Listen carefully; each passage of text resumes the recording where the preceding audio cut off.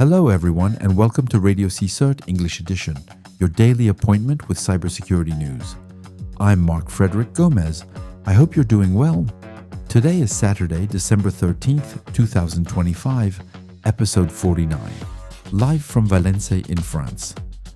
On today's program, Ashen Lipus, Unit 42 exposes a Hamas-affiliated APT deploying the new #.net modular malware suite targeting Middle Eastern diplomatic entities. The group evolved its C2 architecture using legitimate domain subdomains and implements AES-SEAL TR2 56 encryption with in-memory payload execution, VPN privacy. Malwarebytes publishes technical criteria for evaluating VPN confidentiality. Key factors include full infrastructure ownership, RAM-only diskless servers, WireGuard protocol implementation, independent audits, and operating jurisdiction determining exposure to government requests. Kali Linux release of version 2025.4 integrating 3 new penetration testing tools, including EvilWinRMPy and Hexstrike AI. GNOME.49 removes X11 support entirely, running exclusively on Wayland.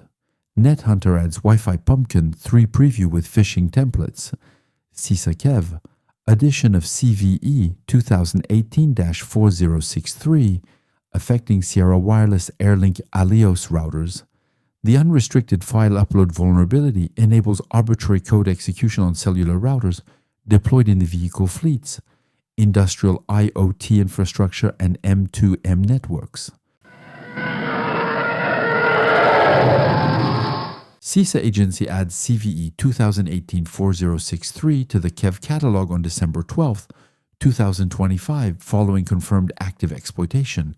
This vulnerability affects Sierra Wireless Airlink Alios and enables unrestricted upload of dangerous files without type or extension validation, leading to arbitrary code execution on cellular routers deployed across vehicle fleets, industrial IoT infrastructure, and M2M networks.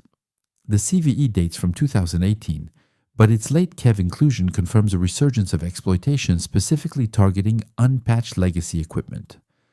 Airlink devices provide cellular connectivity for SCADA systems, mobile payment terminals, and telematics platforms, expanding the attack surface on environments with low interruption tolerance. BOD 22-01 mandates remediation before deadline for U.S. federal agencies, but CISA recommends universal application. Organizations must immediately inventory exposed Sierra Wireless equipment, verify ALEOS firmware version, and apply available patches or isolate vulnerable devices pending maintenance windows. Identify and remediate all vulnerable Sierra Wireless Airlink Alios routers before exploitation. KEV Edition confirms active threat against low visibility critical infrastructure. CISA agency adds CVE 2018-4063 to the KEV catalog on December 12, 2025, following confirmed active exploitation. This vulnerability affects Sierra Wireless Airlink Alios and enables unrestricted upload of dangerous files without type or extension validation, leading to arbitrary code execution on cellular routers deployed across vehicle fleets, industrial IoT infrastructure, and M2M networks. The CVE dates from 2018, but its late KEV inclusion confirms a resurgence of exploitation specifically targeting unpatched legacy equipment. Airlink devices provide cellular connectivity for SCADA systems, mobile payment terminals, and telematics platforms, expanding the attack surface on environments with low interruption tolerance. BOD 22-01 mandates remediation before deadline for U.S. federal agencies, but CISA agency recommends universal application. Organizations must immediately inventory exposed Sierra Wireless equipment, verify Alios firmware version, and apply available patches or isolate vulnerable devices pending maintenance windows. Identify and remediate all vulnerable Sierra Wireless Airlink Alios routers before exploitation.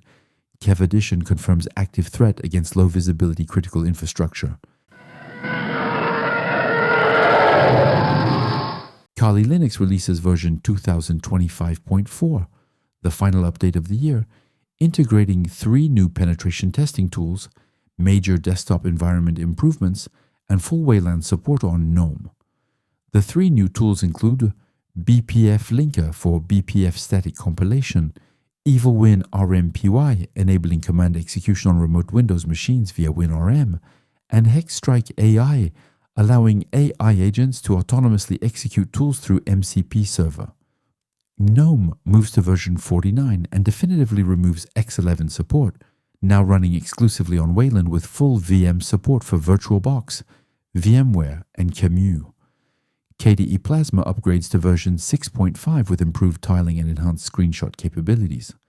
XFCE now integrates color themes allowing icon and interface adjustment like GNOME and KDE. NetHunter extends Android 16 support on Samsung Galaxy S10 and OnePlus Nord, restores Terminal with interactive Magist compatibility, and integrates Wi-Fi Pumpkin 3 in preview with Facebook, Instagram, iCloud, and Snapchat phishing templates. The live image is now distributed exclusively via BitTorrent, following size increase exceeding traditional HTTP capabilities. 4 new community mirrors are added in Asia and United States. Red Team and Pentest teams must plan migration from existing installations via APT update and full upgrade before end of support cycle for previous versions.